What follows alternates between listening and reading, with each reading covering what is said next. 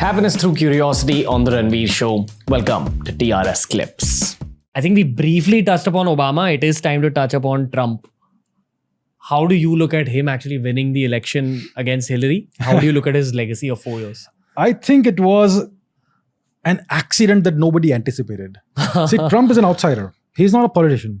He's an entrepreneur. He's a businessman. He's a high achiever.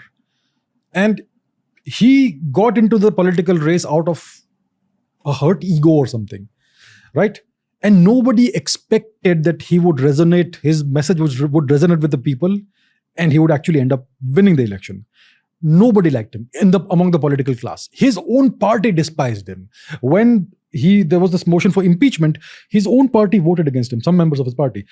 And because of that, he was impeached. The impeachment succeeded.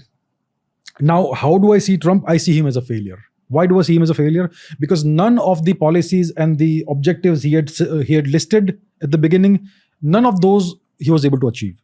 He could not build the wall. He could not destroy China via the trade war. Various other things he wanted to do. Nothing was achieved.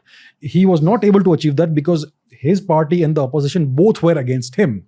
They say that the US president is the most powerful man in the world. This guy was in power. He was the president. What happened? He was in office, but he was never in power. Somebody else was running the show all the time. That tells you the brutal truth about the US. This guy was in office for 4 years. He was able to achieve nothing. It's not like he was incompetent. He could not become that rich by being incompetent. He certainly knows how to get things done, and yet he was able to achieve nothing. It's because of his status as an outsider who accidentally won the election. And this is a mistake they will never allow to happen again. It won't ever happen again. Do you believe in the conspiracy theory that Russian and Chinese hackers were behind his win? Yeah, bullshit.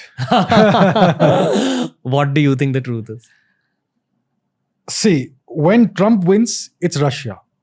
But when Biden wins, there's no Russia. How does that happen?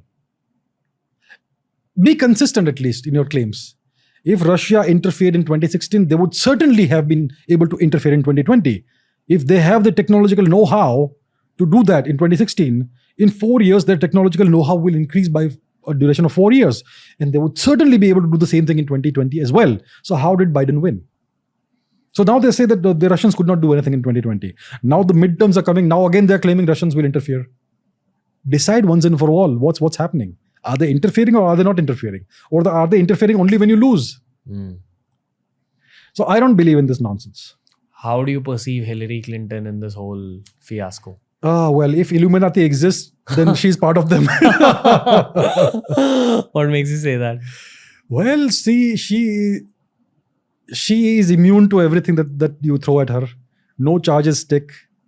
And she certainly finds her way into various positions of power.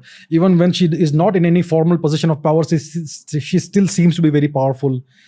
She's very well connected. So is her husband. And there's something that transcends the political divide in the US. At the end of the day, they're all in the same boat kind of thing.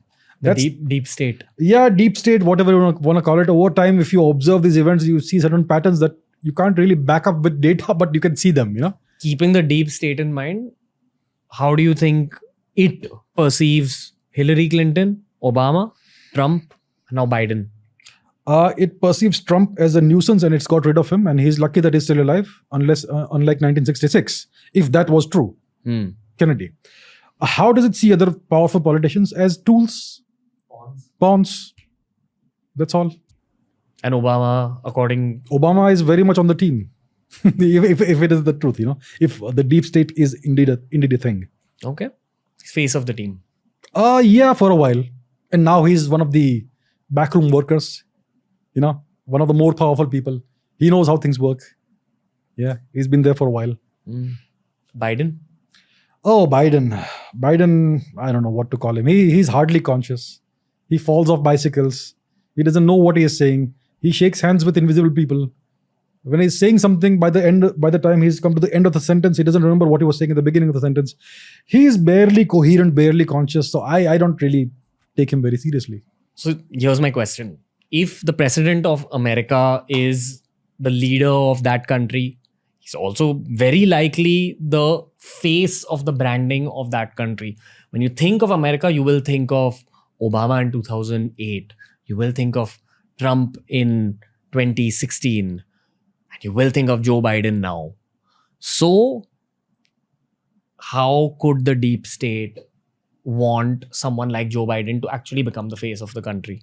It's a very interesting question. It's perplexing because I remember when I was a kid, there was this summit between the US and the USSR in Geneva. I think it was in 1986. Ronald Reagan from the US, Mikhail Gorbachev from the USSR. And Ronald Reagan was the older guy, so he would have appeared weaker, but he dressed in such a way that he appeared more dynamic and more youthful than Mikhail Gorbachev. And he made it a point to look better than Gorbachev. So the American state, the American presidents have always been very conscious that they should appear their best. And they should put the best foot forward. And it's all about representing the country and being the face of the country and enhancing the brand.